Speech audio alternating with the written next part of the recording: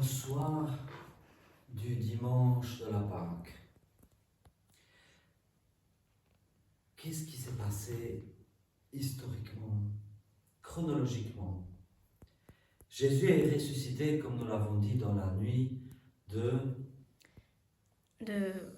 samedi à à dimanche. dimanche.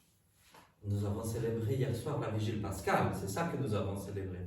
Donc Jésus est ressuscité dans la nuit de samedi à dimanche. Et on dirait que Jésus adore faire les choses en pleine nuit. Parce que, voilà ce qui s'est passé, le soir, il apparaît aux disciples. En fait, il est apparu le soir, c'est-à-dire ce soir, le soir du dimanche de la résurrection, il est apparu à plusieurs personnes. D'un côté, il est apparu aux apôtres réunis. Et d'autre part, nous savons qu'il est apparu sur le même temps. Il est apparu aux disciples d'Emmaüs qui allaient vers Emmaüs et qui l'ont dit, qui ne l'ont pas reconnu, qui ont dit reste, qu'on pensait qu'il était un étranger. Et ils lui ont dit reste avec nous, car le soir tombe et le jour des chats touche à son terme. Et il entrait avec eux, il a fait l'Eucharistie en fait avec eux sans qu'eux se rendent compte. Et puis il est disparu. Il est disparu où? Dans le pain. Non, il n'est pas encore monté au ciel, non. Et il est disparu de devant eux parce que le pain est devenu lui. Et après ça, il apparaît aussi aux disciples le soir même de ce premier jour de la semaine. Plus exactement, le premier jour après le sabbat. Et il apparaît aux disciples incrédules. Ce Jésus, son corps, il est quand même changé. Il y a quelque chose qui fait que son corps est changé.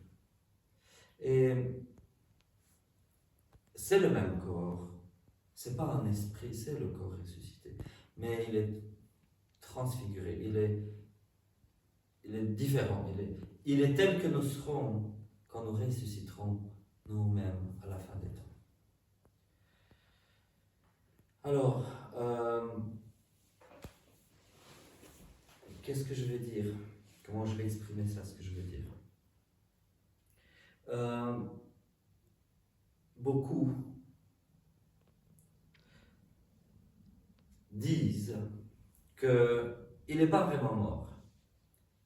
Quand il y a des débats avec des gens d'une certaine autre religion, le débat est plutôt autour de la crucifixion, parce que ces gens-là ne croient pas à la crucifixion.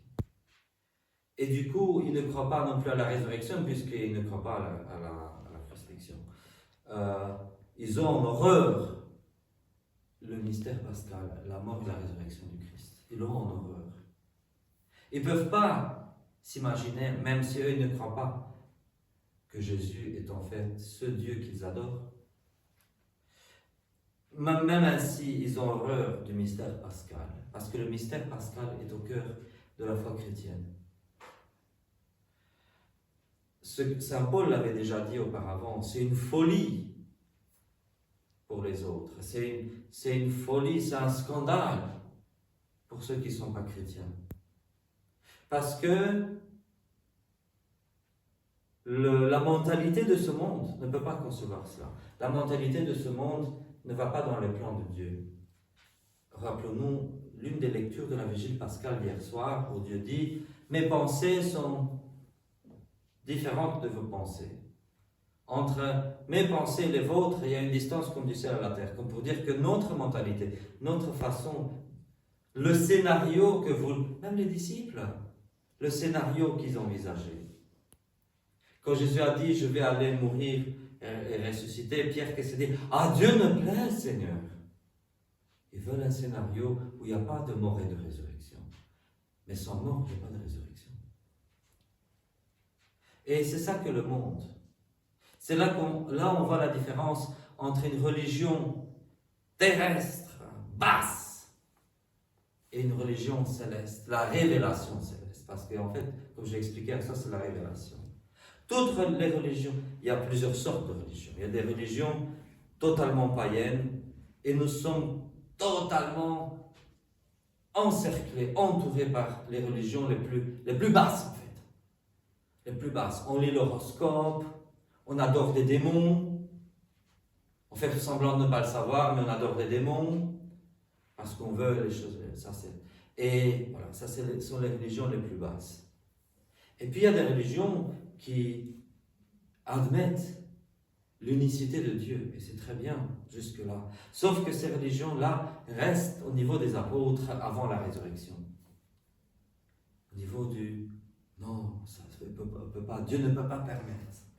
Et ben voilà. Mais le salut de l'univers entier, en fait, je ne vais pas dire que de l'humanité, je vais dire le salut, la restauration de l'univers entier passe par la mort et la résurrection du Christ. C'est soit de ça, soit de rien, en fait.